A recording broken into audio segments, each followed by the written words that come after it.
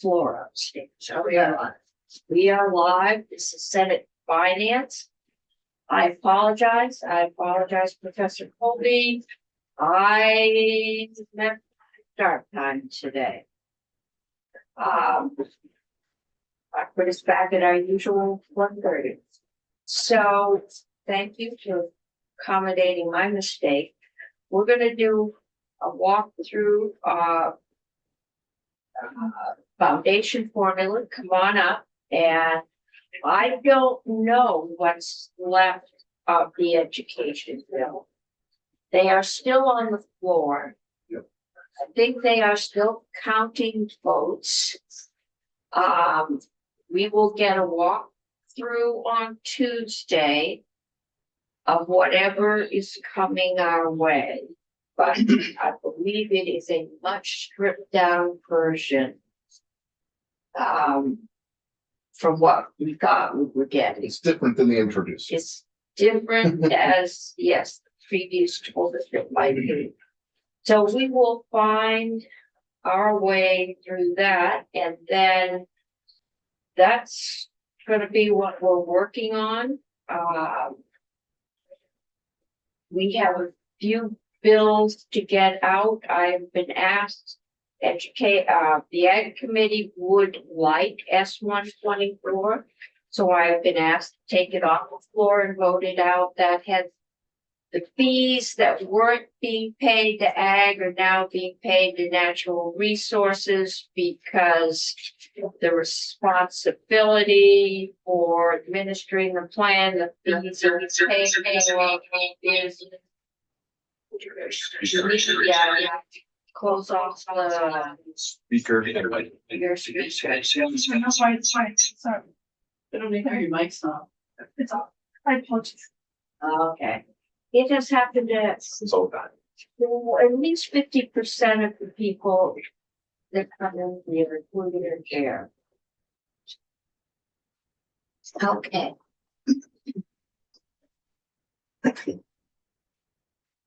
Welcome. Good afternoon. For the record, I'm Tammy Colby. I wear a lot of different hats, and so I'm going to be clear about the hats I'm wearing today. I'm the principal researcher at the American Institutes of Research, where I lead our school finance practice. I'm also a research associate professor at the University of Vermont, and that's where I first started this work. In addition to that, I'm the director of the National Center for Special Education Finance and Funding. I am the principal investigator for the National Special Education Spending Study. I also am the director of the Center for Economic Evaluation and Education. And if that isn't enough to keep you awake at night, I also sit on the State Board of Education. I am not here in that capacity today, so I wanted to speak clear that anything I say today is not.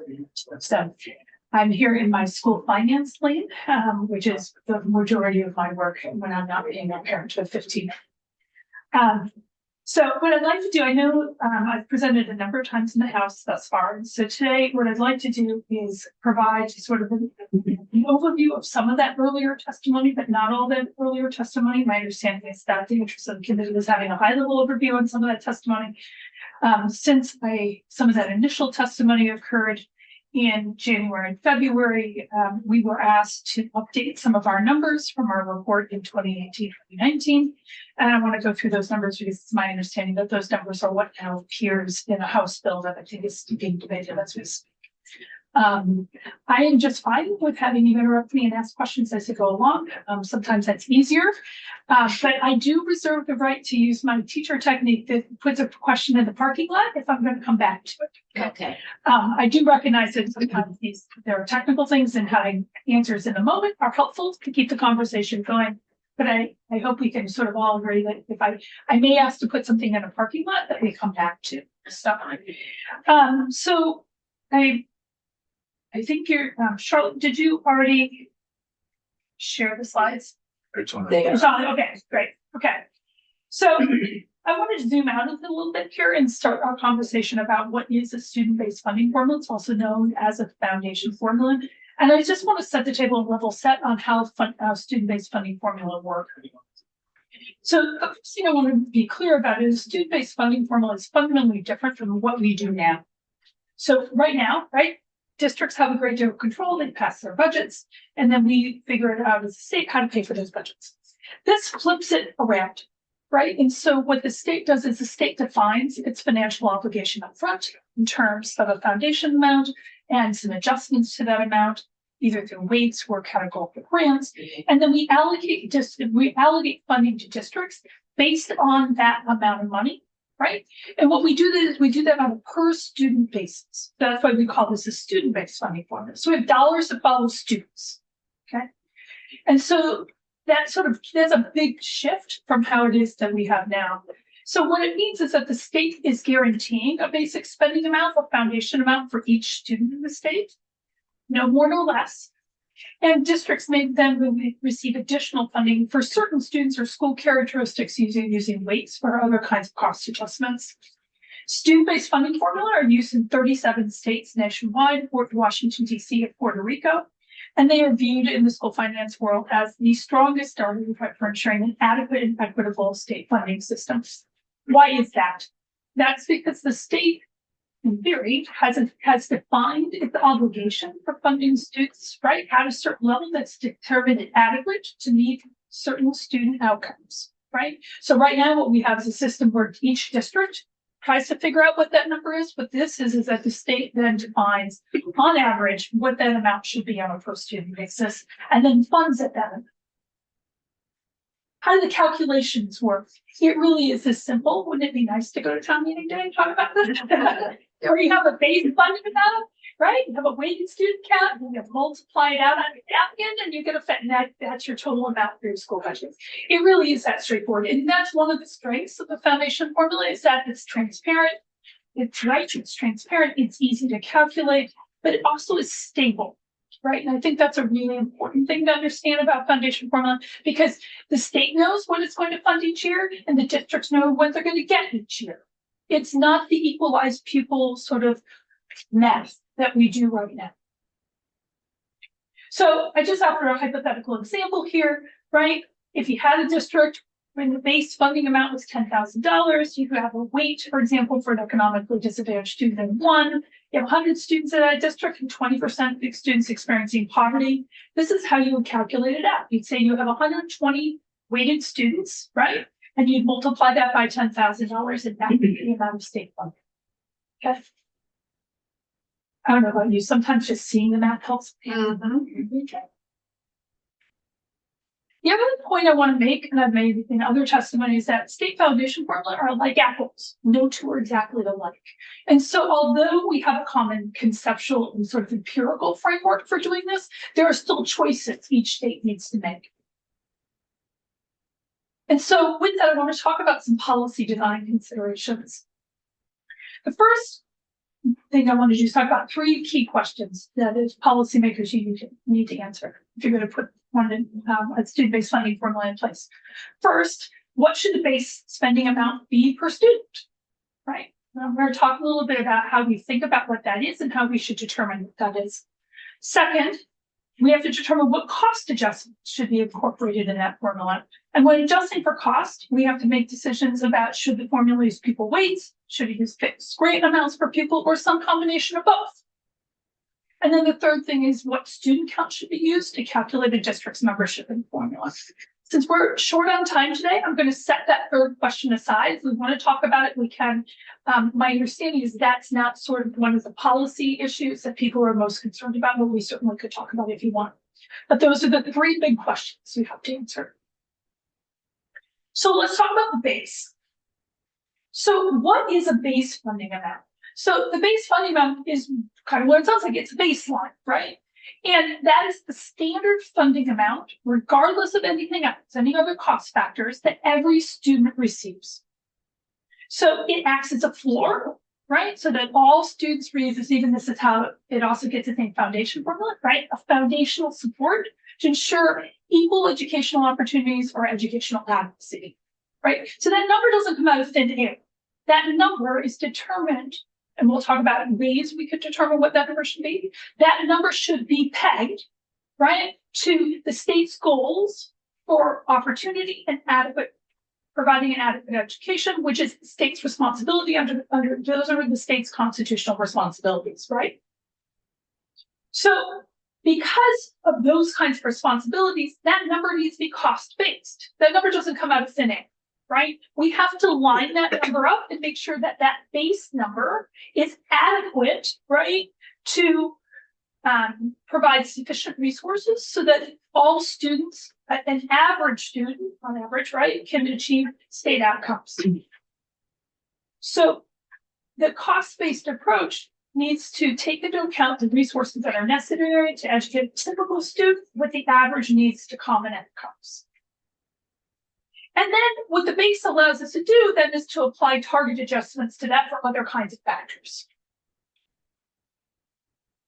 Big question I know that has been talked a lot about this session is what should be in a base. And that has come up primarily because sort of the first sort of instance of discussing this kind of formula came through the evidence-based formula, where you sort of enumerate things out. So let me be clear about what should be the base for the purposes of determining an adequate education. The base funding amount should reflect the cost of the resources, right, needed to ensure a typical student with no additional needs, who is educated in a common context, a common standards, right? That's what we want. That's a lot of words. What does that mean? We want the optimal amount of dollars it takes for a typical student who doesn't have additional needs, who doesn't go to a school that has additional costs, right, to meet some level of standards. In most states, right, we have a choice to be. We can say, well, we're going to set some proficiency target for those standards, or we can say that we're going to add that this number is going to bring everyone to state average standards. Okay. Both of those things can work under the court test. One, the average standards, if the average standards are too low, that can create questions around whether or not the state is funding at an adequate level, which you would hit with proficiency. But in Vermont, where we have high on average, high achievement levels, those two things sort of wash out. The base spending amount should include then the cost of a typical general education curriculum, including educator compensation and instructional materials, academic and non-academic enrichment, including extracurriculars. That means any kind of opportunities that are available to all students as a part of your general education program. Student support services that are available to all students as part of district or students' general education programs, such as counseling and school nurses. Transportation and food services and operating expenses for districts and schools, including administration of facilities, excluding capital and debt service. That is typically what is in the base. Can I ask a question? Yes. Thank you for this. You might put this in the parking lot if you're going to address it later, but the last two bullets there, the transportation and food services, I'm curious how those are, what portion of those, because my understanding is there's still a transportation categorical aid. So what part of that is in the base versus funded by the categorical? Okay, and I'm then gonna hold that one till I talk about how we calculate the basis, sort of the conceptual way, but I see. Okay. This is the conceptual and conceptual, but I and then will food come back to that. services, does it include universal school meals or just basic, or how did that take into consideration? And then the capital and debt service, that was not included in the evidence-based base. And so I'm wondering where that's funded. I'm gonna parking lot transportation and food services questions for when we come to how we updated the numbers. Okay, So this is generally what would be in a base.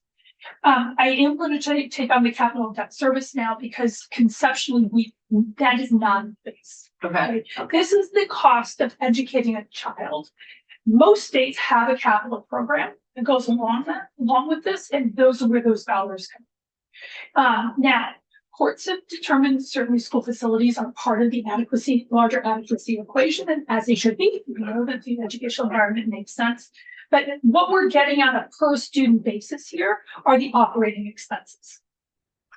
Okay. So where is debt service? Because we know those are actual expenses that school districts have right now. I understand future capital costs, but how do we account for debt service? If in fact the intent is to transition to this, that's one of those things that would have to get worked out. We know that we are eventually going to see rather organic decisions to change if there's a school that doesn't have a leaky roof in this state, I have yet to find it. We are going to have to do some kind of school rehab additions. Yeah. We're going to have, and the only plan I've heard so far is the schools would bond and have to depend on the state to contribute to the payments.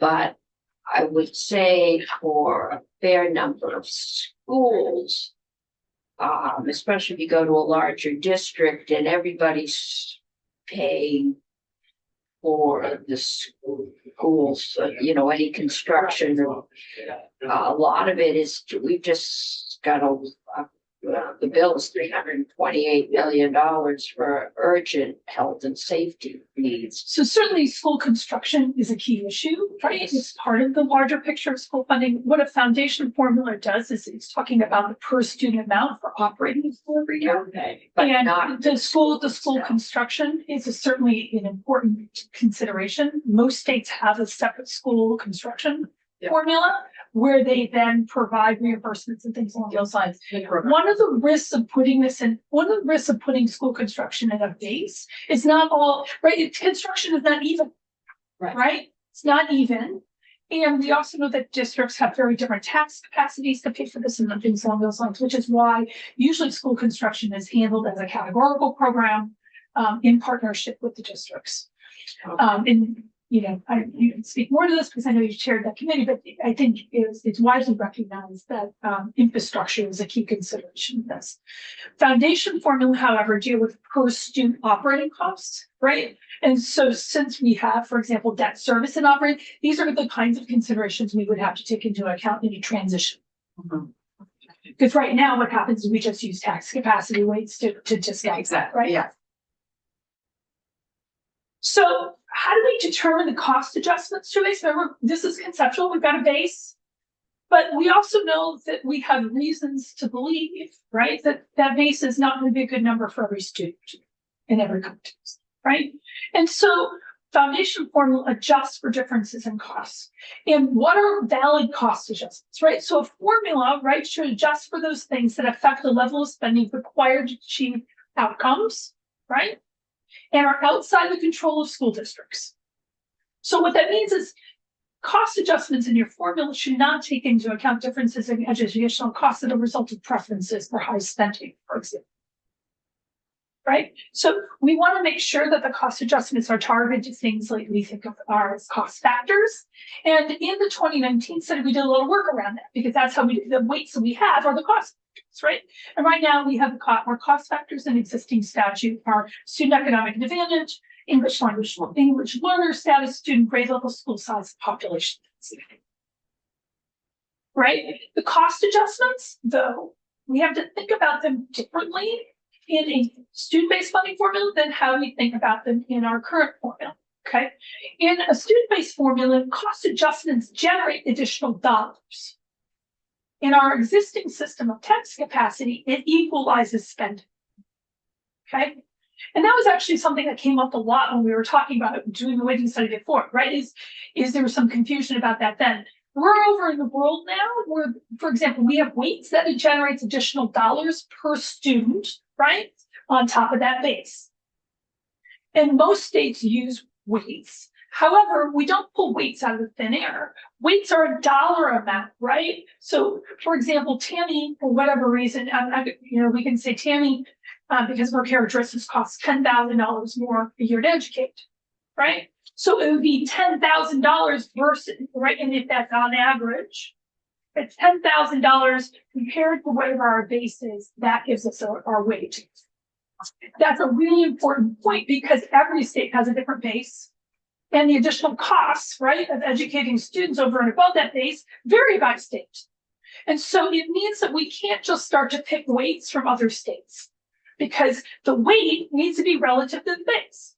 So for example, if our base is 10,000, I use round numbers when I do math in my head, right? 10,000, right? And the additional cost is 10,000, then the weight is 1.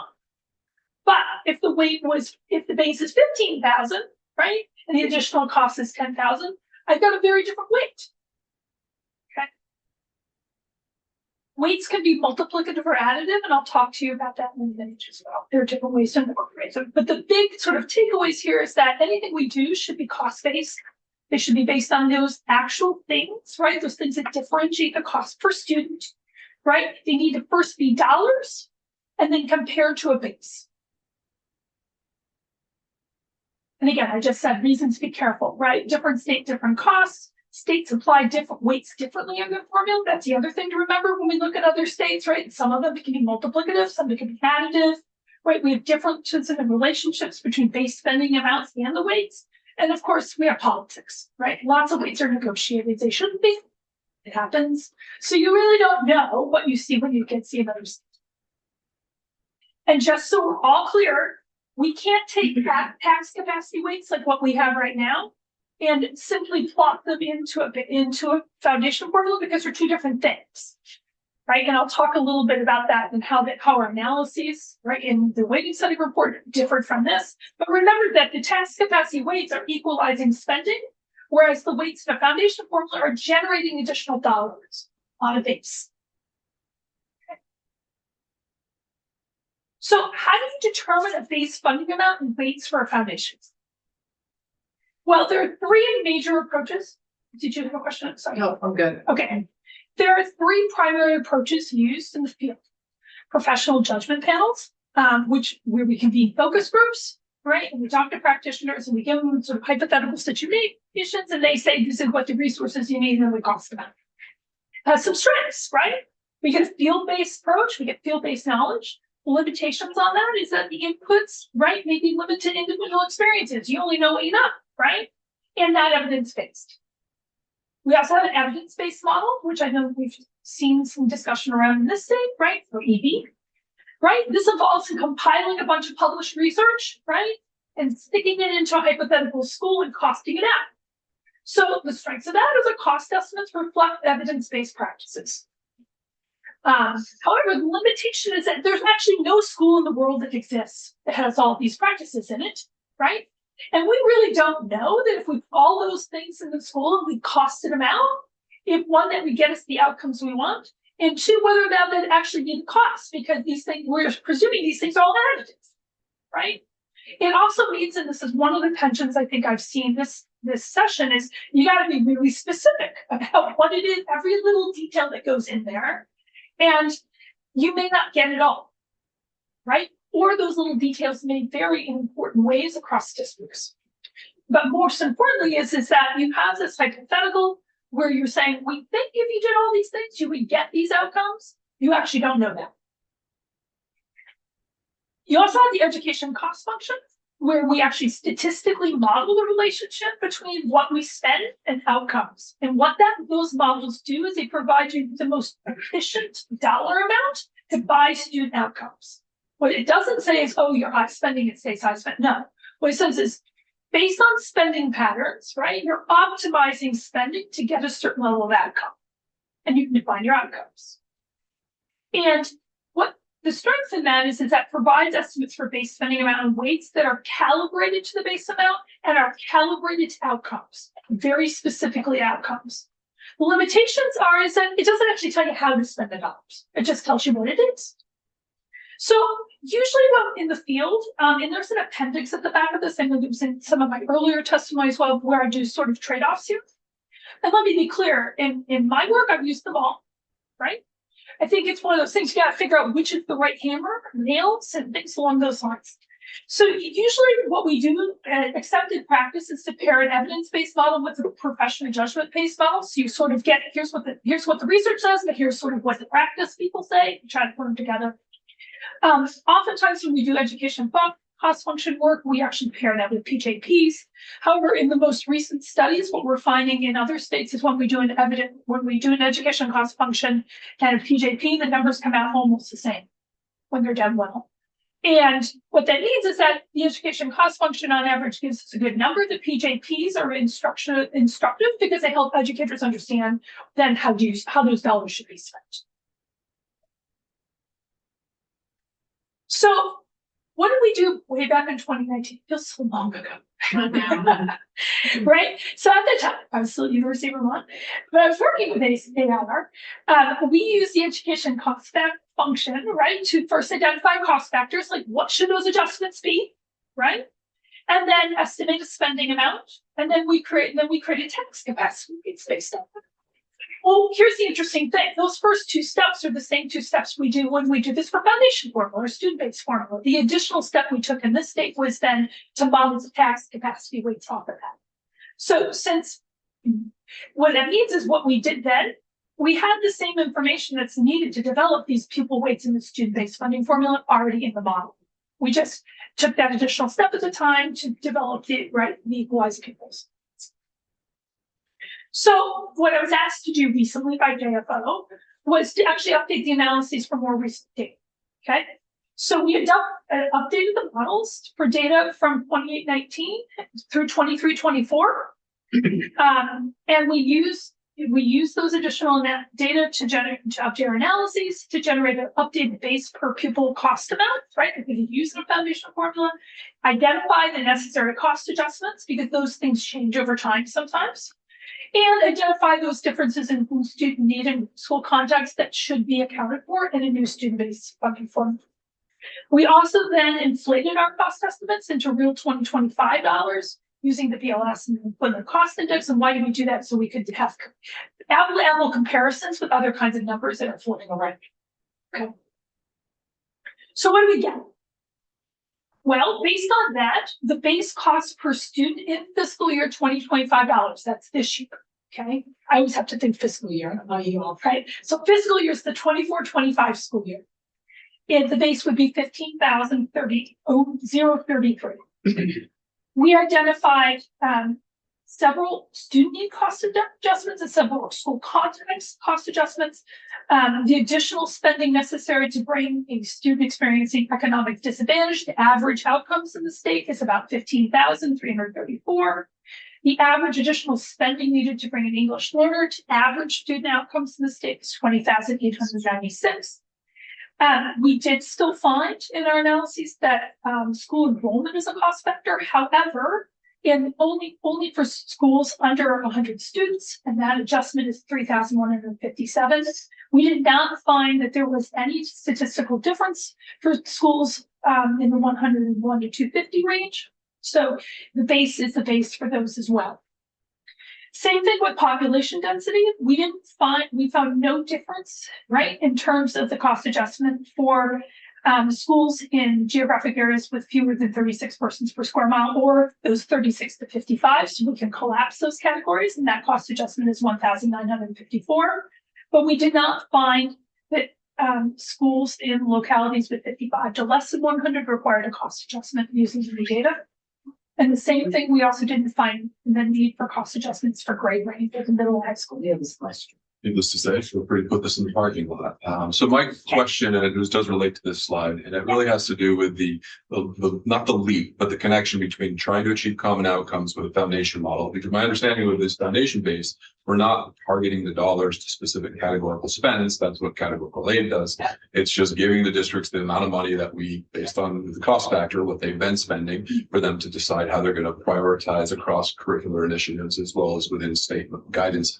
I remember with the pupil weighting report that came out and the committee work that you all did, it originally came out that English learners was actually suggested to be categorical aid and not a weight. And there was a lot of political pushback in this building, and you said that shouldn't be a factor.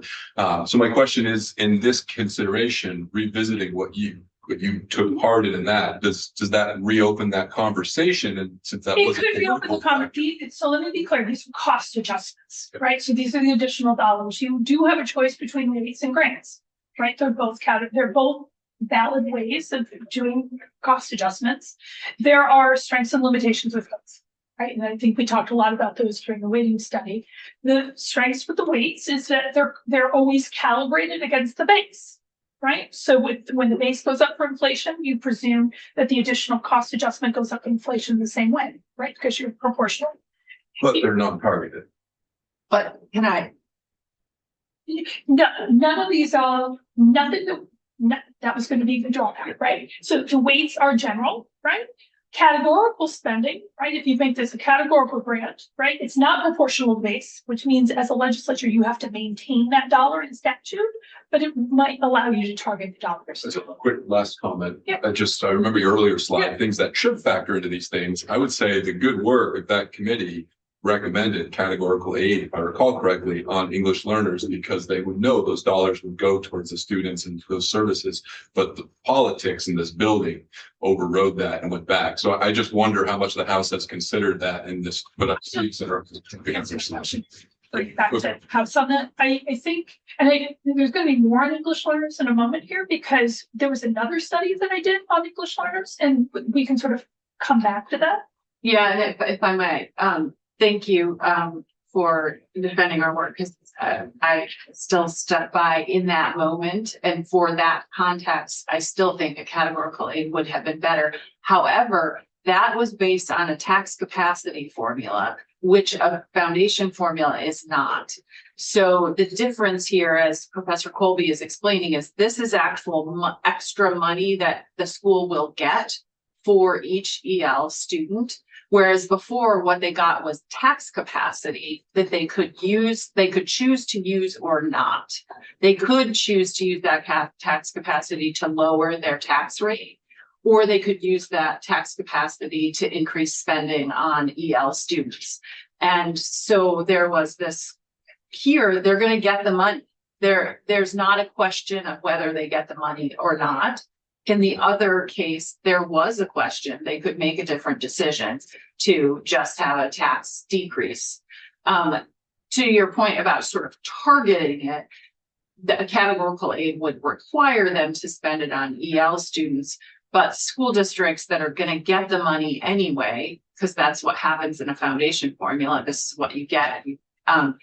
They have those students have extra needs that cost money that they are going to have to fund. And the fact that they have the money, it's not a question of tax relief versus spending on students in a foundation formula, but it is in a tax capacity formula. But still undirected dollars with this foundation formula approach.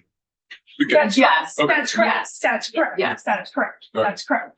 And certainly having categorical programs outside funding, right? So the first step in developing this is you got to figure out what cost factors are, and then you need to figure out how you want to adjust for those cost factors.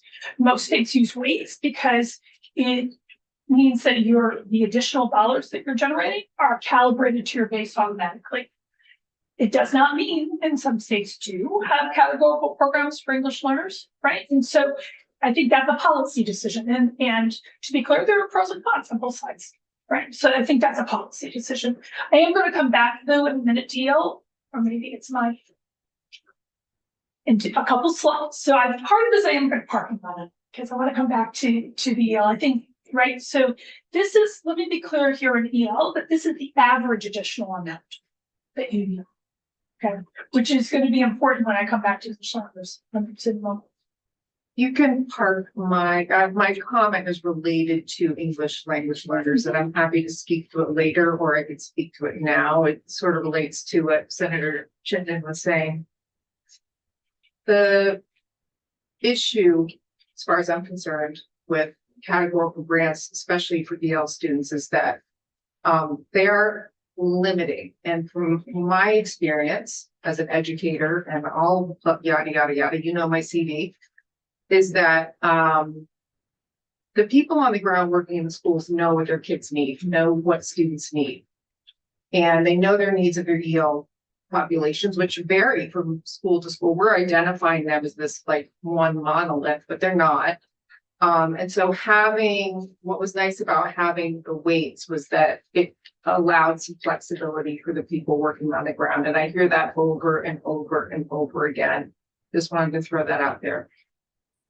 We know that there are transaction costs within school districts to maintain categorical grant programs. There's some separate accounting and things along those lines. That is one of the triggers. So how would we use these updated cost estimates in a formula? Right? So remember that excuse me. Okay. Thank you. That the weights are relative to the base, right? So you saw the dollar amounts. And it's actually quite straightforward. We just compare the additional dollars to the base and that generates a weight. What are those weights? When we do that, assuming a base spending amount of 15,033, the weights would change, right? If we had a different base. Is that the weight for an economically disadvantaged student is 1.02. On average for an English learner, it's 1.39. For school enrollment, it's 0.21, and for population density, less than 55 persons per square mile, it's 0.13. So can I ask a question here? So I remember very clearly you drilling this into our head during the pupil weighting study that the weights that are calculated for a tax capacity formula like we currently have, weights that are calculated for foundation formula like we're contemplating moving to, are different and should be different because the math is different, the methodology is different, et cetera. But I see that the poverty weight is nearly the same as under current law. That's coincidental. Is it coincidental? And then also I think it's the small school weight It's is coincidental. also Which exactly. is why I showed you this, right? These are the additional dollars, right? And these Yeah. additional dollars. So yes. It's really just coincidental. really is just Okay, coincidental. it's like, how is how is it the same? And then also, are all of these weights additive or? These are additive weights. They're all These are additive, so they go on top of the foundation. So formula. remember when back here, Yeah, right? Where's my picture? Right? We're gonna create a weighted student count, right? yeah, I did this just for economic disadvantage. You do this by each category, you get a count, you multiply it by the base and off you go. Okay, so they're added, but that's one time, 20, it's 100 students, okay, you did, right? okay. My student count is 100. My poverty weight gets in, but I have 20% students experiencing poverty. I get additional students. If I had 10% students getting you do that. Yeah, okay, so all of them. Yep. Are. Everything's Okay. added. Okay. Which is really helpful to school administrators and Yes. the legislators because you can actually figure this out in an Excel spreadsheet, not by Brad James. Right. With the six, and I love Brad. Oh my But you God, know, like his spreadsheets. yeah, right. Like it really is that straightforward. And again, that transparency brings with it stability because one, the state knows what its funding obligation is year to year. The districts also know what they're going to get from the state from year to year and what it is, the budget in which the amount in which they need to have their budgets fit. Right, but just to be clear, they're additive, but there is still multiplying that happens. So you take the number of students to qualify for the weight, you multiply them by the weight, and then you add that on top of the base. Yes, you create the weight. You got to create a weighted student count. Yes, okay. So back to the English learners. Okay, so in 2024, there was actually a separate study done in English learners, just English learners. And that came after sort of the pupil weighting study where there were concerns that the average weight was felt really high.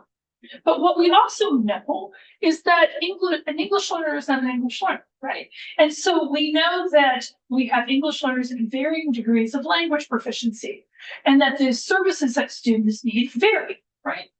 And so what we did in that 2024 study is we actually went and used a professional judgment panel, possible combined with an evidence-based approach to examine what are those additional costs, right?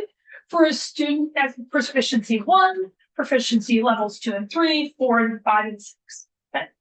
So what you can see here is that the additional cost of serving a student, right, at level 1 is really different from the additional cost of serving a student at level 5 or 6. By like, $29,000 difference. And so this is the challenge with the average weight, right? Is that it's never going to be right. It'll be too much for some kids and too little for other kids. And so one of the things that we developed then is we developed weights that are consistent with these things called WIDA proficiency levels, and the Agency of Education tracks this, right? And this, again, the math doesn't change, it's just how we count students. And so if you move to this, what you see is we have a weight that varies from 2.11 to 0.12, depending on student proficiency levels. We also examined in that study, right? The additional costs that are separate from English learners who are newcomer Earth's life. These are people who have limited English proficiency in their home language. Limited language proficiency in their home language, right? That's different, right? And so what we heard and what we hear in the field, and this isn't just in Vermont, is that those students have additional costs that are different from just the English language acquisition costs. And so the additional cost of providing newcomers life services to a student, which go on for I think I remember you should check with AOE on this. I think it's sort of 8 to 10 months usually, right? Is an additional $6,000. So what that does is that if we think about the weights for English learners as maybe having 5 parts to them, it allows us to be far more precise with the amount of dollars that we allocate to districts based on student need than an average weight. And just, if I might, just to be clear, the levels, I remember this from the People Waiting study, when we were looking into this and the possibility of doing this before. Every year, Martin, you can, confirm this, school districts are required every year to test somebody's English language abilities. And so there's no, and they're required, I believe, by federal law to do that. So they would know this level every year, and it's not like they could be like, well, I still think this person. No. It's like not a way to gain it, because school districts are required by federal law to have that. And there are performance targets for moving students from level to level. Yeah. Right, that schools are held accountable for. I'm not an expert in English language learner instruction, so I would encourage you to talk to the AOE about that. But in this study, the folks at AOE explained to me, right, like you are held accountable, schools are held accountable, right, for moving a student from level 1 to level 2. Like this should not be a permanent state of affairs. Yeah, right? and there's a whole section in the report that our committee did on this, just to remind you. Because we were looking into how that worked. So one of the considerations would be, would you go with an average English learner weight, or would you go with a more refined set of weights that will be more efficient, right? Because you're giving more your cost adjustment is more tailored to differences in student need and also more equitable. The other consideration here is special education, right? And in most states, there is incorporated in the student-based funding formula is cost adjustment for students receiving special education. Most states use either a single or multiple weights, some use fixed grades.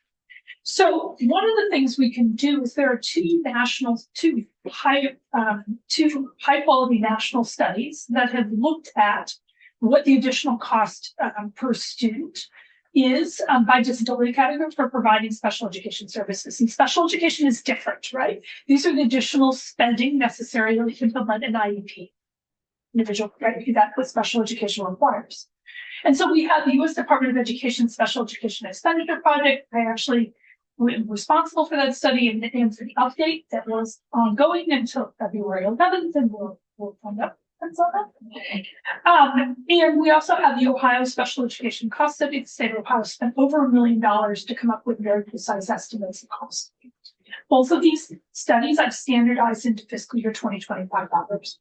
What that gives you is a very good sense of, right, under the national study, that's 10,000 students nationwide with disabilities where we have gone in and costed out their IEPs and come up with average estimates that are. So that is considered the gold standard, and this is what many states use already is their cost adjustments for the base of their cost adjustments, because doing special education cost studies are really expensive, right?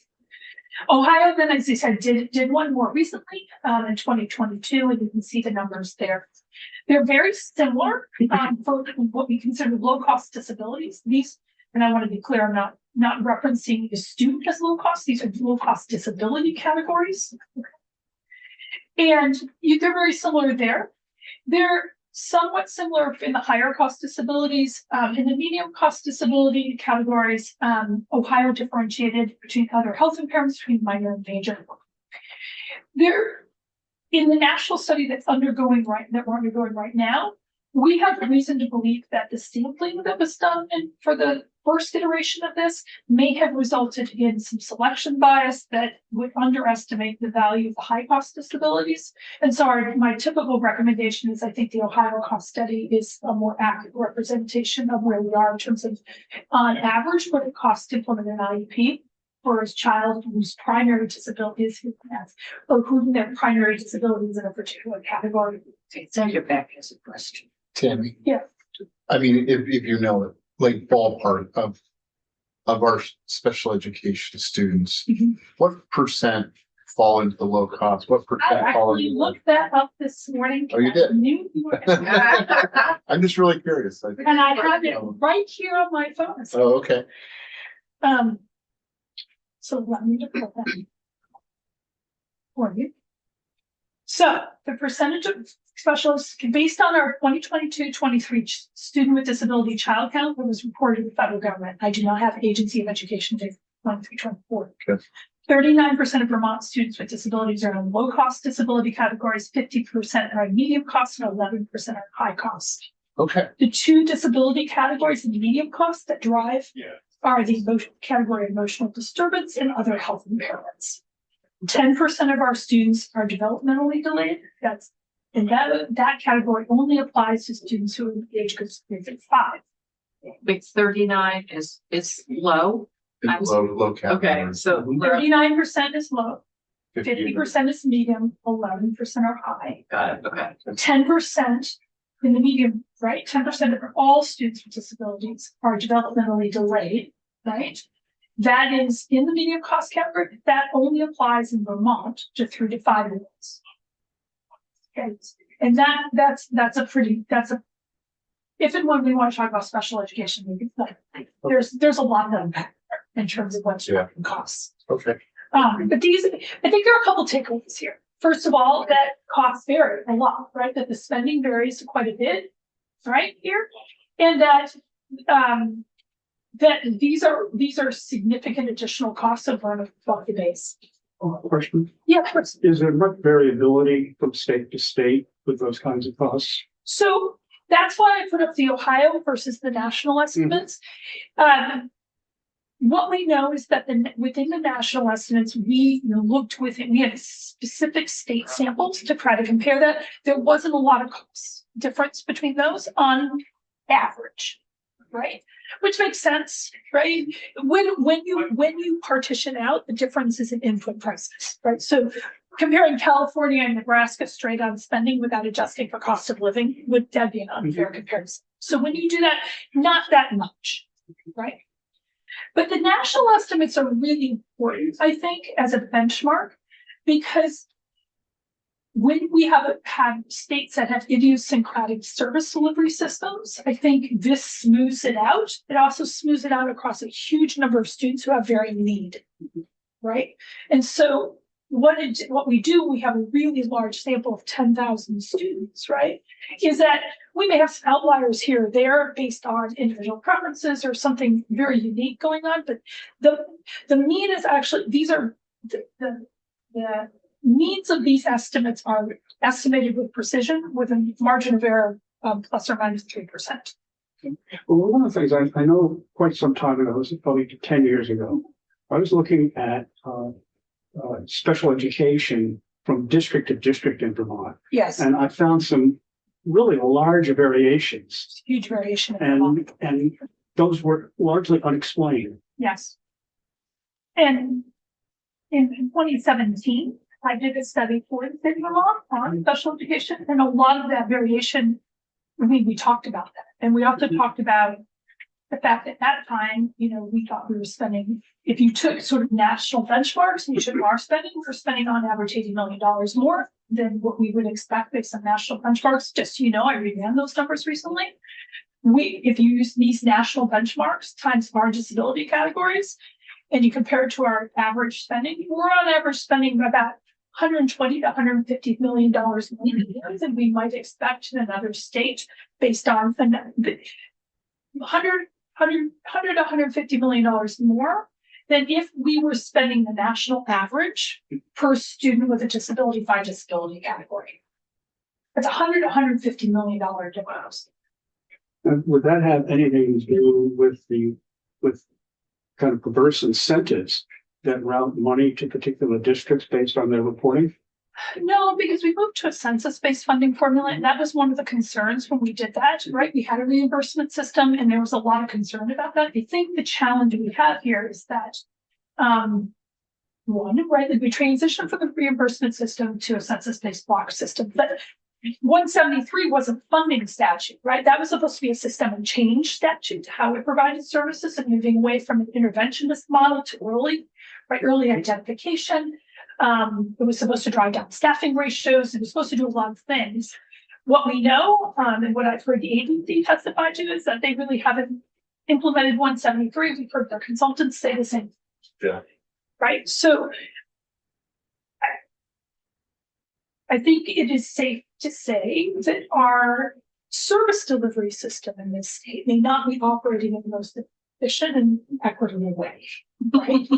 And because of that, it's driving costs, but it's not a small number. If you take the national average for what on average we would be spending by IEP in these categories, and you multiply that out and you take it and you compare it to our average per IEP spending amount, the delta is, depending on whether or not you use the seat number or the Ohio number, it's between $100 and $150 million difference. That's a lot of money. We're spending more. We're spending more. And Senator Beck, I think you were on the committee, the House Ed committee when we did the special, Yeah. and that was 80 million then.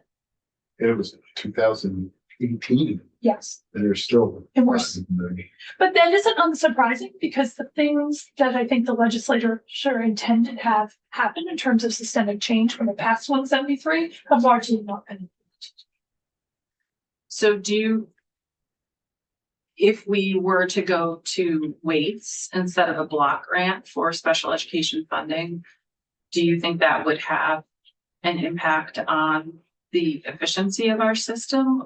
Funding can, right, like funding's a means at the ends, right? Yeah. And so just like 173, like it wasn't like we need systemic change in how we do special education. I mean, we've been out of compliance with the feds for how many years? 3/4 of our districts are out of compliance with the feds.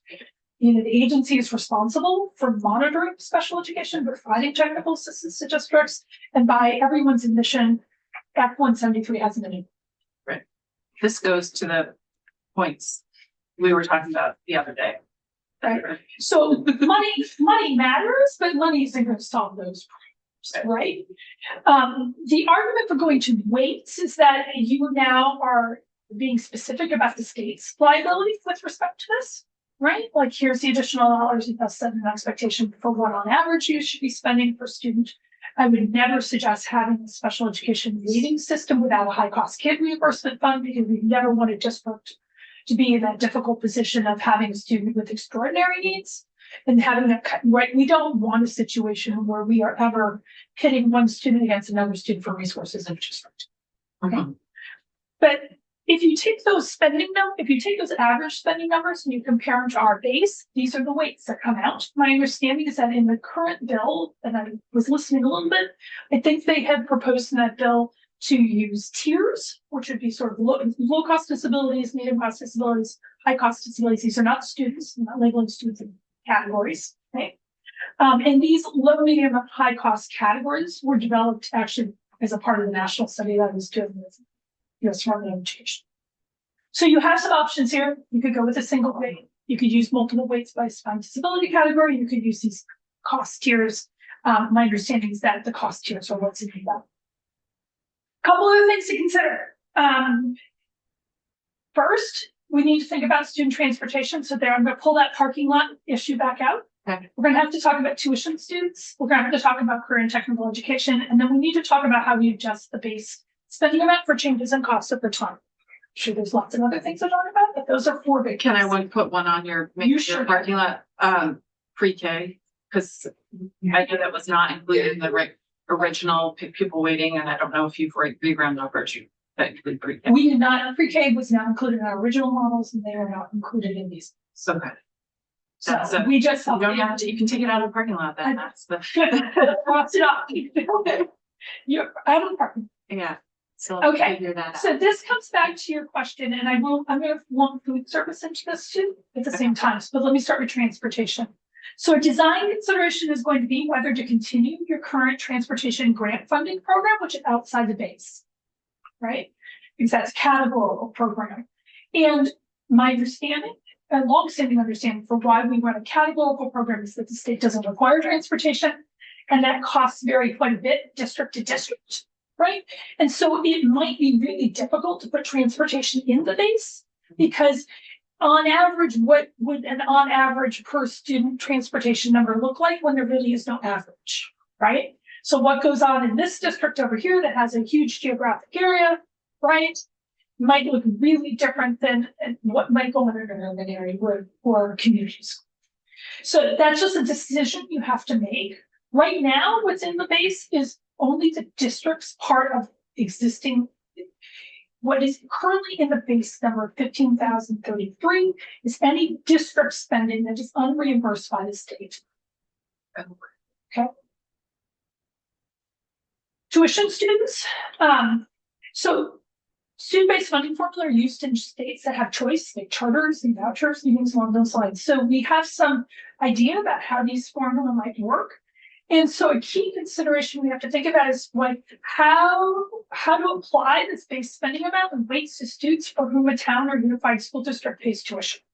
Okay, and there are two considerations: whether the towns will be allowed to pay tuition amounts that are different from the base, and two, how the formula weights that are applied to tuition students.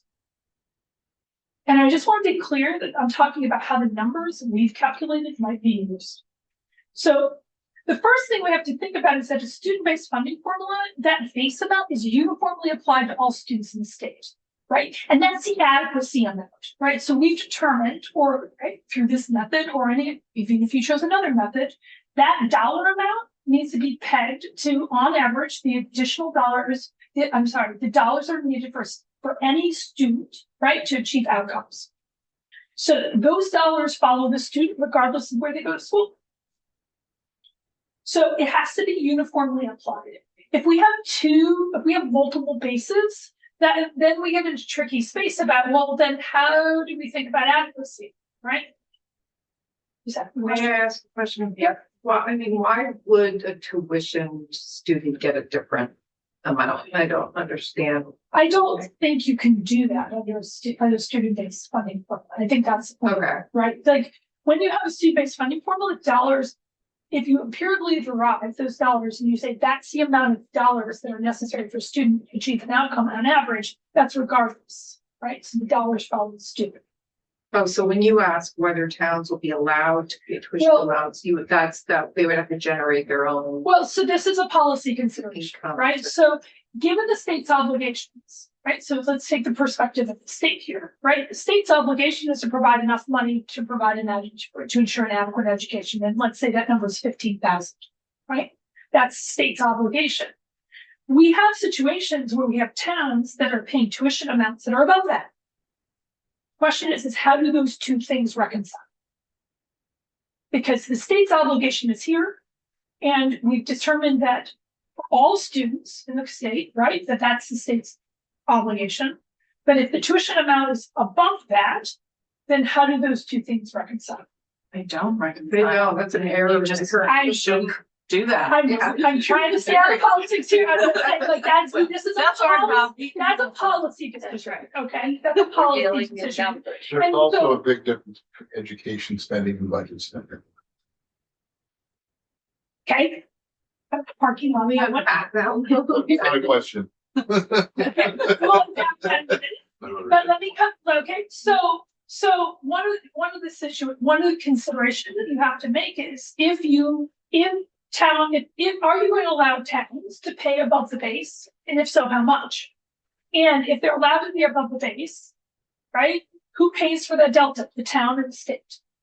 And if you're allowing towns to pay above the base, and that additional amount that's coming above the base buys amenities that other students in the state aren't getting with the 15,000, you likely are tripwiring, right? Constitutional provisions for equal educational opportunity. Yeah. That's good. For So sure. my understanding is we're addressing that by proposing to have one of the largest base amounts in the country so that we can address some of the Brigham concerns. But I, as just one legislator, I'm not interested. I would not support a plan where schools couldn't spend above the amount we allocate to them. I do support making sure that we're covering the necessary amount for a quality kid education. So to me, it's how do we allow districts to choose to spend more? And so most states do allow districts to choose. However, you have to be careful about that, because if you allow some districts to spend off the top, then you create unequal educational opportunities. And then, right. So usually there's a governor on how much more they can spend. So for example, in Washington state, local districts now have the ability to have a levy, but it's capped at a certain amount per student. But do you concede that right now we have unequal amounts of educational opportunity in Vermont with our We current do. system? We do. We do. That's probably not okay. It's not- We'll talk okay. about a court decision eventually. The second thing we have to think about, well, let me address that. So in most states, when we develop a base spending amount, that's an adequacy amount, right? That is defined as a state's obligation. Vermont's a little unusual here, because usually when I do this research, right, our base spending amount's way above what they're spending. Not in Vermont, right? What we show is that actually our spending amount is actually pretty, right? What we have found in our study as an adequate on average spending amount is actually pretty close to what we spend right now, which is good news for Vermont, because it doesn't necessarily require an adequacy lawsuit. It doesn't say that the state may be, right, subject to a lawsuit for additional state funding. However, to your point, the question that's sort of hanging out there is, are the dollars sticking? Even though the total is okay, the state obligation, right? The state spending on average is okay overall. The question is, are those dollars sticking in an equitable way? Go ahead. Well, the other question I always have about education spending is the result, the return on investment. How does that compare based on what we spend and what others spend? So what our model says is that 15,000 is what we need, no more, no less, to get optimal outcomes. We do have some places that are spending above that, and we have some places that are spending below it. One of the things that if we were to move to a student-based funding formula, and the 15,000 is 15,000, it's going to create conversations in communities about exactly that. Exactly. The second question that we have to address, though, is how formula weights will be applied to tuition students, right? And so, again, a student is a student. So the weights from the updated analyses, though, will only apply in certain circumstances. So student need-based weights can be equally applied to tuition students if the formula sets the base amount equal to the approved tuition amount. Why? Because remember, those weights are relative to a base, right? So we can't say, oh, the weight's 1, and we apply it to a tuition amount of $25,000, because that doesn't make sense anymore. Remember, those dollars are relative to a base. So the weights are only, right? The weights are only valid if you use a common base. Same thing for school context weights can be equally applied to tuition students who attend public schools. That's because of the analysis that we did not have, we don't have included our analyses, outcomes, or spending for independent schools. The third thing is that the student need and school context weight can only be applied again to the base spending limit. Third thing we have to think about is career and technical education. This is a really important topic in the state, and the funding for career and technical education is in serious need of reform. Our study did not include CTE. There are separate studies underway, I understand, for that. So I just want to bridge what you're seeing here to what could be what's coming from there. And that is, the base spending amount here does not apply to students who attend CTE centers. In fact, base spending amounts for a general education curriculum should never apply over here, right? Because if you think about it, the base, what goes into that base is entirely different, right? And as a matter of practice, most state student-based funding flow do not include weights on top of the base for CTE, because again, the weight you're putting on top of the base makes no sense because the base isn't right. So what we have to think about as we're moving forward with the CTE formula is making sure that we get a CTE base or a base spending amount by CTE program, because you might think that the base might differ, a program in the health sciences versus engineering. And then we can talk about how those costs vary by student base. The last thing I just want to bring up is that we have to think about in a development funding formula is how you're going to adjust the base spending amount over time. In our work, we use the U.S. Bureau of Labor Statistics Employment Cost Index to adjust for inflation. That's different than NIPA, which we oftentimes use, right? In many of our other kinds of adjustments in statute, we prefer and recommend that whatever adjustment we use is specific to employment. 80% of the spending for education is staff and personnel. NIPA and others are product-based, and the inflation factors can be really different. The other consideration I know that came up as a discussion point in House Ways and Means, and I'll just share it with you, is how does something like the ECI, this general inflation index, work when health insurance costs are rising in Vermont at a higher rate? And so it could be, if you've seen other states have if-thens, right? We use this, the higher of the two, right? For example, or some sort of fraction. But it is a policy consideration for the perfect. So let me come back to food service for you. I think that's my last parking lot issue. Okay. So typically, what is in here is food service spending that is part of our education spending number. Universal school meals, which I think is what you reference, is a categorical program over here. Those dollars are not in the base. Okay. Could they be in the base? Yes, you could make some assumptions about that, but that is not in the base spending amount right now. And if there is a program like that is calculated as part of the base, how does it get adjusted for federal dollars? Because that so let's talk about federal dollars generally, right? Yeah. So the weights that you see, right? So let me back up. So these numbers up here. Let's take the student experiencing economic disadvantage, 15,000. Those are the additional dollars that represent the state share. The actual dollars to bring the student with economic disadvantage to common outcome is around 19. The additional $4,000 right now are paid with federal dollars. Okay. If those dollars went away, then the state weight would have to go up. Okay. Right? Under English learners, we don't get a lot of federal dollars in the state, right? It's about $500,000 a year. It only goes to 5 school districts, and in those 5 school districts, I think on average is $234 per person.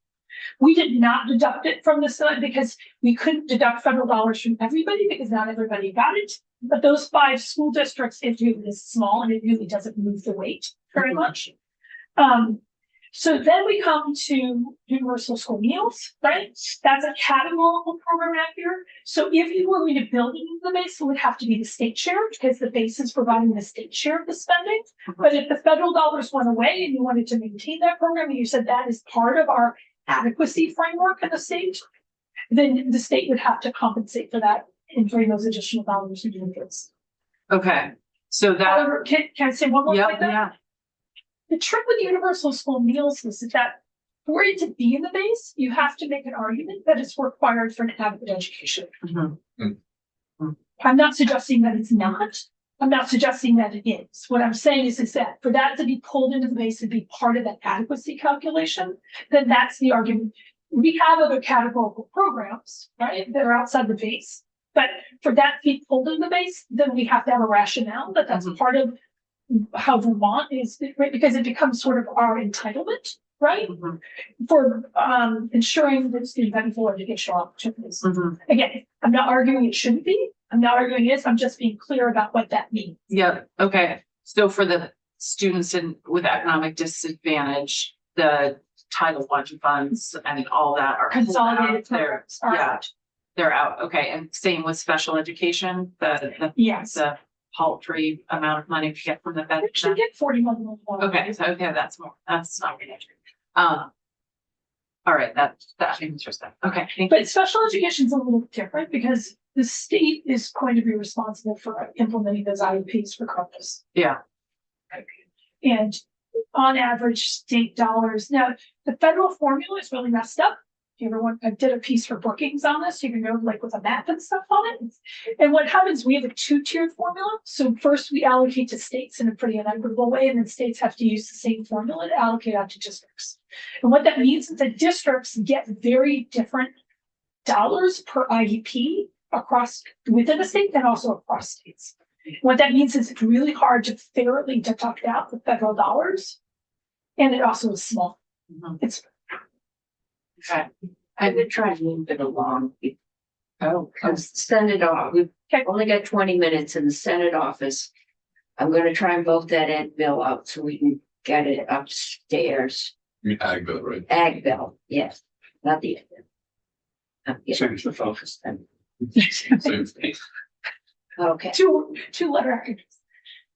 Other question?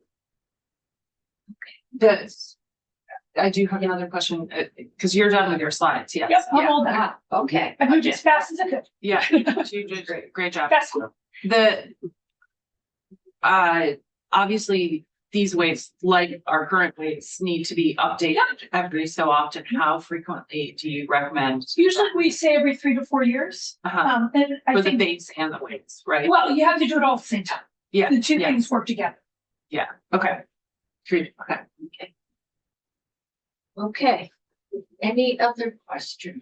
Well, I guess one question is the methodology that we're proposing to do. How does that stand in terms of the definition of whatever it is, of best in class? It is the best in class. And if you want to look at the end of the slides. Mhm. Let's see, back up. The education cost function method is considered state of the field. It is the method that most states have moved towards. It is. If you want to go to the last slide, the appendix, you can see these are the recent studies. Usually we pair this again with a PJP. The evidence-based method, to my knowledge, has only ever been used in Arkansas, limited basis in Wyoming and here in Vermont. It's never been tested in court. The approach, the education cost function, most recently has been done in Delaware, New York, Oregon, Colorado, Ohio, New Hampshire, and Vermont. And again, at AIR, we usually pair that up with a professional judgment panel. We find that the numbers sync up, but the rationale for doing that is because the education cost function gives us a number, but the PJPs help us understand how those dollars should be spent. And we find that those two things together are really useful, not just for policymakers, but also practitioners in the field. And I'm happy to provide, I've got a stack of referee articles and things along those lines, if that would be helpful too. Senator Chittenden, no. Sort of a question, more of a comment, just love to hear your reaction. Not my biggest concern's the wrong word, but I do support moving in this direction that is being discussed and that you've presented here. But I do anticipate that we will continue to have inequitable access to educational opportunity without directing dollars. And I know we do that through state standards, but the other way that I'm of the mind that we will achieve greater equitable access to educational opportunity is through a more rational coordination of our school governance structures. So, all right, that's what I was looking for, is that impression that it's worth continuing down the path. To be careful, right? Funding's just one piece of all this, right? And like I think what I would say is this. It will be very difficult to move forward with other kinds of changes if we don't stabilize our funding system, right? We've got to get some stability and predictability in our funding system, right? And moving to this kind of funding system, even with a base of 15,000, is going to generate a lot of conversation around some of those issues, right? But has to be an and in both, right? The funding system doesn't get you there. The governance doesn't get you there either, right? Right. And I think the thing we have to be careful about here is we got to think a little bit about the sequencing, right? So if we want to ratchet spending down, we are going to have to change things in our school systems to ratchet spending down, right? If we ratchet spending down and we put those dollars on top of our existing system, all we're going to do is see cuts and hurt kids, right? We have to have a stepped-in approach to doing this. The 15,000, let me be very clear, the 15,000 reflects at this point in time an adequate spending amount given our current governance structures. A number lower than that would open up the state to a court case for underfunding its existing system. If we want to ratchet spending down, then we have to do things and then bring the spending down as we do things. The court case thing, if we allow for mechanisms that districts can raise above. We're going to have to watch that. And you have to watch it. You got it right. In most states, allow some district flexibility, acknowledging that local preferences are important, but there's a cap on them. Right, so like I said, in Washington, we have a cap. We just went through this in Washington where they said, you can raise this many more local dollars per student. So you don't end up with districts who say, well, we don't like the 15,000 and we want an indoor track, right? And especially with a statewide property tax, everybody pays for that, right? Part of moving to a student-based funding formula is that you all should be able to do on your napkin, literally, what you think the state obligation is going to be year to year. Taxpayers should know what that state obligation should be, and school districts know what that obligation is going to be. It's not going to be this hocus pocus math anymore, right? And that brings stability and transparency to the system. That now then you can have real conversations around governance, and then based on that, you can say, okay, we made these changes. We expect to get this much in savings. You can cost it out. We think that transportation improvements are going to save us this amount of dollars. We can be rational about that. Then we come back and we say, okay, we got those. Let's back this out of the base. Let's back this out of the base. But if you go cart and horse, right, then you get a system where we have underfunded schools. And I don't think anybody wants that, right? Like, I think we make that now. Mine's really short, but to piggyback on what Senator Chittenden said, the school enrollment weight, for example, this is something I've talked to a lot of folks about, and we talked about it a lot in school construction. There are schools that are small by design and schools that are small by necessity. And, unless you can tease that out, you can end up sort of subsidizing a small school that wants to remain kind of like boutique-y. And to me, that is problematic if we don't get to the real part of the governance piece. so one of the things, and I encourage you to go back to the Ways and Means slides. I didn't put all of them here just because I was trying to condense, is I did in Ways and Means lay out, there are a number of options that you could do around that. And one option would be you could go back to our small school grant program that we have as take these dollars as a categorical grant program, which have specific conditions on them, as opposed to weight. That's why I give you the dollar amounts. They're cost adjustments. Cost adjustments can be categorical. They can be weights, and there are trade-offs with those, but they're, as a policy lever, a categorical grant program, perhaps in that situation makes sense, because you could say, okay, we want to make sure that when we hand out additional dollars for schools that are small and located in sparse areas, that these are small and sparse, schools are operating those contexts by necessity, not by choice. Yeah, in the House bill, the small schools is a categorical aid grant, and so is the sparsity, I believe. They do both of them, not as weights, but as grants in the House bill. And they require the State Board of Education to come up with a definition of that's you, Tammy, a definition of small by design or small by to sort of tease out the necessity versus design on small schools. And so only the schools that are small by necessity would get the grant. But ELL is the weight and not what. ELL is the weight. Okay, well, But it's That's fine. multiple In ways this to kind have of it. formula, it's all But it's fine. multiple And we ways. can talk more about it. okay. Senator Hardy, it's multiple weights, right, by WIDA? In the bill, it's not just one weight, it's by It's WIDA. multiple Yeah. weights by WIDA in the House bill, yeah. That's the bill as it started. They're still voting upstairs. Yeah, we'll see how many more amendments. We will see what we get on Tuesday. Increases in local spending. Best way to do it is to take something like South Burlington and have its vote be held by Irisburg. You have to get used to Senator Brock. That is a radical notion. Yeah. Right, well, we have a foundation amount, and that amount is tagged to what we know empirically is the most efficient level of spending. And that's what a district gets. It's going to force the conversation, It is. right? So it's no longer, oh, you figure out what you want to spend and then we equalize that all out and we figure out how to pay for it. What it does is it says, this is the amount of money, and this is not a number that got pulled out of the hat, right? There's a lot of work that goes into coming up with numbers, right? And we want those numbers to be right. So when you're on a school board and you get that number, now they're in, and the taxpayers, now you've got to have a conversation about, well, why would that number not be? Yeah, I mean, we expect you to spend it. Well, you have it on both ends, right? Yeah. So we know we have districts in the state that are likely underspending by choice. And this forces that conversation. We also know that we have districts in the state who are spending high by choice. It also forces a conversation there too, right? Yeah. And so what a foundation formula, and this is why so many states do it, is done well. It narrows the spending band per student, right?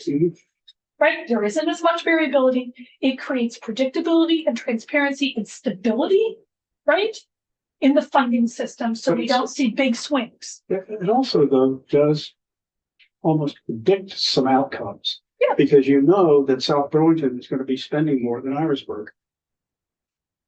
No, but no, because they will be getting the same amount per pupil I know, weighted based on the types of students that they have, or the types of categories that they have. but in terms of discretionary spending, I'll bet you. Well, that only happens if you allow them to do. Well, the question is how wide the band How is. wide That's the a question. key Yeah, policy question. absolutely is. The key policy question is how wide that band, do you allow that band to be? It's not in this committee's. Yes, it is, because it's how much do you spend above the base? It's absolutely in our. Okay, Above yeah. the base. And that you can do it by category, you know, as Tammy was saying, that you can put a cap on it. You can also say you can only spend above the base for these types of things. Like you could, Yep. you can give categories. So it isn't the, you know, So in Washington, the levy, the local levy law in Washington allows them to only raise money for certain kinds of extracurricular kinds of things. yeah. I think the House bill had a 10% above base. Last I heard, it had a 10%. It does, yeah. And that varies, but what it should do, what a foundation for, what a student-based funding formula, right? It should narrow the spending band, right? Over time. And how narrow that band is entirely determined by the guardrails that you put around it as policymakers, right? So do you make the base the floor and enforce it? Right? You almost have to, because then if you don't, what you're saying is it's okay for some districts not to provide an adequate education. And then the question is, okay, how much above that do you allow districts or towns to spend, right? And you also can put a condition in there on what is allowable for spending. If you give them the base amount, there's no enforcement that they absolutely have to spend it, right? I mean, if they underspend what we give them, that's possible. I can imagine some districts just saying, we don't want to spend that. Do they carry that money over? They're not supposed to, right? Like the idea is that base is adequate spending for outcomes. So if you're finding you got a district who has extraordinary outcomes that is spending less than that, then maybe we need to reevaluate the base, right? I actually like the idea of them being able to carry Yeah, that's what I over, wanna because that see. sense frugality, which I'm not against, but I think I heard you say that We gotta be you're careful. assuming what we give them, they spend, and I wonder if that's It's, fair enough. states make different choices on that. The thing you have to be careful about is that you don't want districts, similar to what your concern was under tax capacity weights, you don't want to give districts the ability to spend money and then they continue to underspend at the detriment of kids. Yeah. Then you can direct dollars and limit them to No, specific areas. then you have, what you need is actually enforceable education quality standards so that they are meeting the standards. Yeah. If they're not meeting the standards, it might be Yeah. because they're not spending enough. And they also, a lot of these, you know, with both ELL and special education, they should be, you know, every year doing assessments and analysis to whether or not they're moving kids along in their IEP or in their ELL, sort of the trajectory of learning English. So a lot of it is about enforcing and holding schools and you know, programs to standards. And that advice requires that we actually have some staffing in the Department of Education. Well, we do have very good standards, right? Our district quality standards and our educational quality standards are both in rule. They are very good. And we just have to enforce them. Yeah. We can't have schools operating with, 15 kids and no licensed teachers, right? Is that happening now? That is happening Oh, yeah, recently. yes. Okay, the number I had was 38 kids and 34 staff. Right, so again, the funding system can only do so much, right? It has to be an and in. Yeah. Right, we have so our regulations around education quality standards and district quality standards are some of the best in the country. It's just, It's just, we need, yeah, same thing for special education. okay, we're gonna wrap this. Thank you very I hope much. You can Thank you. It's nice to see you. Tammy again as we go. Happy to come back and talk. Oh, that would be great, because we are just starting here. I think you all have my email address. Feel free to reach out if you have some questions. I'm happy to try to answer. Thanks again. It's nice to see you all. Okay. Committee, I would like to move S 124 up. This is the miscellaneous agricultural subjects, Okay. so we could get it upstairs. I was told last week that they wanted us to hold it. They had a House bill coming. I was told this morning that Ag would like it. I checked with the chair of Ag. He could use it on Tuesday. We've emailed upstairs and I anticipate voting it out without an amendment because I haven't heard of anything. And the only thing in there is the fees which are being paid to, they used to be paid to the Ag something fund and now they're being paid to natural resources. And because the responsibility has been switched there. Senator Hardy, Would you like a motion? I would love. Okay, I move S 124 as recommended by the Senate Ag Committee and amended by the Senate Natural Resources Committee for approval. Okay. Senator Hardy has moved. We got a second for Senator Gould. Okay, further discussion. If not, clerk call the roll. I'll play the clerk right now, if that's all right. So Okay. I'm going down the list. Yeah. So I'm gonna Senator Chitman is a yes, Senator Beck, Yes. Senator Brock, Yes. Senator Natos, Absolutely. Senator Hardy. Yes. Senator Gulick. Gulick. Hewlett. Hewlett. Senator Gulick. So difficult. Yes. Senator Cummings. Yes. That That's is 6-0. 601. Who I got on Ag to report that? I can report it. I'm the reporter in that source. Okay, that's even better. Okay. Okay, you take that up. And, You get the bill, they probably have it all printed up. Thank you. We've got 5 whole minutes, so, and a lot to digest. That's a lot. Whoa. Good though. So Slate Valley, they get. And this is excellent gonna be amount of money one for the- where What- Ed is gonna be working on some of it. We're gonna be working on some. Law and have But it seems like education expense. School, we need to do. You can't transition. We need to- Yeah. Yeah. Or Once they have an Yeah. open position and. No, no. What's Well, that's one thing. unless they Can't spend invest in time. it, is Yeah. it's good, really solid. Nice. Okay, cool. Money gets transferred we in will there. see, and then we will start at the dollars. So let's. See what we need. Great. So we want to go off 5 minutes? Yeah, let's Sure. go offline. Yeah. But I'm just wondering if